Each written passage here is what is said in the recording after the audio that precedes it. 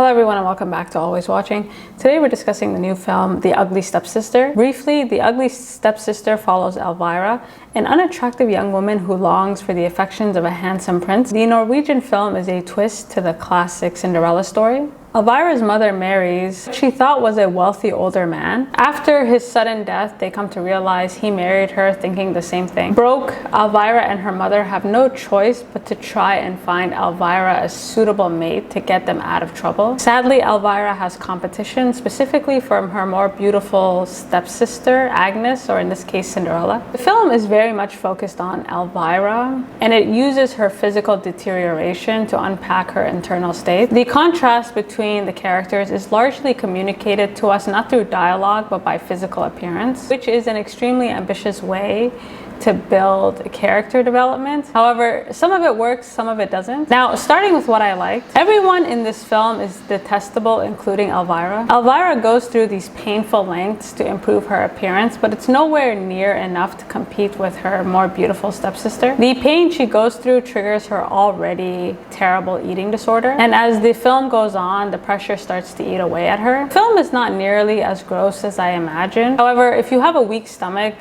this is enough to make you feel unwell. I think the look of the film also helps. We spend most of our time in this dilapidated mansion. It feels dirty, it feels gross. Everything Elvira is consuming also feels dirty and gross, likely mirroring what she thinks of herself. This mansion feels like a purgatory everyone is trying to get out of. The scene of this mansion is contrasted by these etiquette classes, and this is the other place we spend most of our time. The etiquette classes are in this brightly lit room with all these beautiful young women. These classes also emphasize how beauty standards allow women to be ranked and treated extremely badly. And what's worse is not just the beauty standard, but the time period women have to make the most of it. Elvira's mother is noticeably more attractive than Elvira. However, due to her age, she's not able to find a quality suitor. And as a result, her daughter becomes this Frankenstein she experiments on in order to ensure a better life for herself. And Elvira's character starts to feel like a Frankenstein, and because she has limited dialogue, as the movie goes on, she starts to feel less and less sympathetic and more like a monster. At the beginning, you don't actually know who the evil stepsister is, and at the start, I really assumed it was going to be the Cinderella character,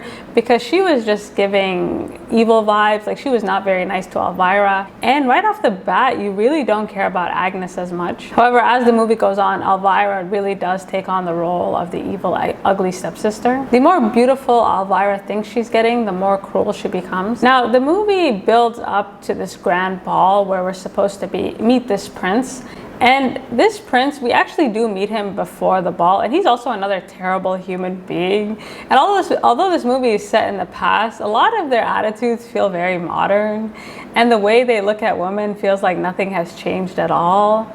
And I wish the ball felt more explosive, or it felt like very anticlimactic, especially considering how long we were waiting for it. Now, this ball is significant because this is where all of Elvira's pain is supposed to play off. The movie is very ambitious in that it tries to build tension within the character. Like, all her anger, all of Elvira's anger is not really directed at anyone in particular, it's more directed at herself. When I was thinking about it, like, the tension between Agnes and Elvira feels very much one-sided. Agnes is not pressed by Elvira. She's not worried about her at all. She knows if she gains access to this ball, she will be picked immediately. So she's not even pressed about her. And because we don't spend that much time with Agnes, it feels like it's hard for us to feel that conflict. And then you realize actually the conflict is one-sided. And I think what the movie does well is it shows you, or tries to show you, how these beauty standards mess with your self-worth. Elvira believes she doesn't deserve the things she wants. Throughout the film, we see her fantasizing about being with the prince,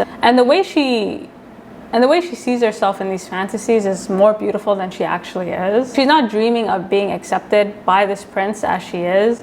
She's dreaming of becoming a different person in order to be accepted by him. And Elvira, like a lot of women, have been conditioned to believe that their looks are pretty much the difference between life or death. Like, how you look very much determines your quality of life. As soon as Elvira realizes that she may not get the prince or the life that she dreams of, she starts to behave like a monster. And by the end, you don't feel like Elvira hates Agnes as much as Elvira hates herself. Again, because she's been told that she's ugly her whole life, she literally starts to behave like a monster. Like there is a correlation between how she sees herself and how she starts to act. And she starts to act violently, not just towards others, but to herself. And by the end, I mean, the actress who plays Elvira really does the most. Like it just turns, it really is a comedy, but I'm not sure if it's intentional or unintentional, but she goes through such great lengths. And she's clearly in pain going through these lengths, and the amount of pain that she's endured, like the amount of pain women have to go through to look beautiful is insane. And so overall, I do think this movie is worth a watch. I think in terms of character development, it was very ambitious. It tried to do something differently, especially with Elvira's character and trying to unpack her internal state through her physical characteristics. And again, even the way that different characters look, we as an audience, subconsciously we are able to rank them, which says a lot about us and how embedded a lot of these beauty standards are. And so this movie is definitely worth a watch. I thought it was very unique, very special. It did have its weak points, but overall, they really tried to do something different. You guys let me know what you think, and until next time.